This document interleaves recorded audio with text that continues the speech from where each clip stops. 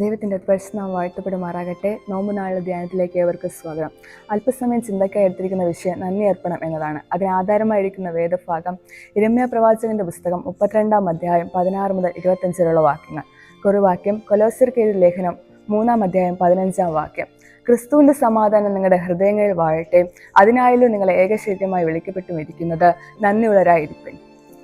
ദൈവത്താൽ അസാധ്യമായി ഒന്നുമില്ല എന്ന ഉറപ്പോടും പ്രത്യാശയോടുമാണ് യിരെമ്യാവ് 32-ാം അധ്യായം 16 മുതൽ 25 വാക്യങ്ങൾ പ്രവാചകൻ പ്രാർത്ഥിക്കുന്നത്. പ്രതിസന്ധികൾ കരുതുന്ന ദൈവത്തിന്റെ ഭാവം വരിച്ചുകൊണ്ടും നന്ദി അർപ്പിച്ചും കൊണ്ടാണ് പ്രവാചകൻ പ്രാർത്ഥിക്കുന്നത്.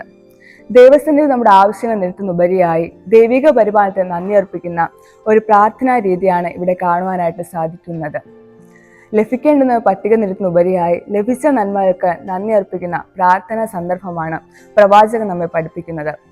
ദൈവിക പരിപാലനത്തിന് നന്ദി അർപ്പിക്കുന്നതോടൊപ്പം ദൈവത്താലുള്ള വിശ്വാസവും പ്രത്യാശയും അർപ്പിക്കുകയും ചെയ്യുന്ന സന്ദർഭമായിരിക്കണം പ്രാർത്ഥന.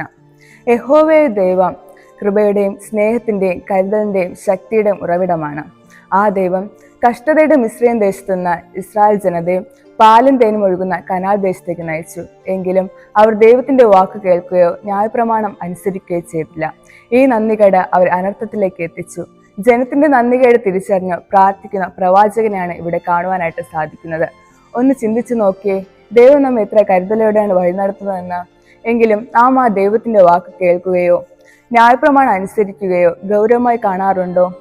നമ്മുടെ പ്രാർത്ഥനാ സന്ദർഭങ്ങളിൽ ദൈവത്തിന് നന്ദി കരയറ്റുന്നതോടൊപ്പം ദൈവത്താൽ നാം ചെയ്ത നന്ദികേടുകളെ തിരിച്ചറിഞ്ഞ് മാപ്പ് അപേക്ഷിക്കാൻ സമയങ്ങളായി കൂടെ മാറണം. അതിന് ദൈവം നമ്മെ സമൃദ്ധി അനുഗ്രഹിക്കുമാറാകട്ടെ.